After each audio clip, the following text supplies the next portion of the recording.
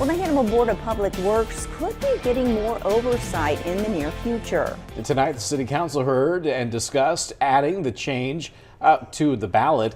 If adopted, they would create more oversight in the Board of Public Works. Mayor Barry Louderman says he believes these changes would allow them to work closer with the board.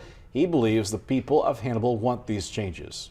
This is the first reading to add a few changes to the charter, to the ballot, to allow citizens to have a voice in oversight of the Board of Public Works.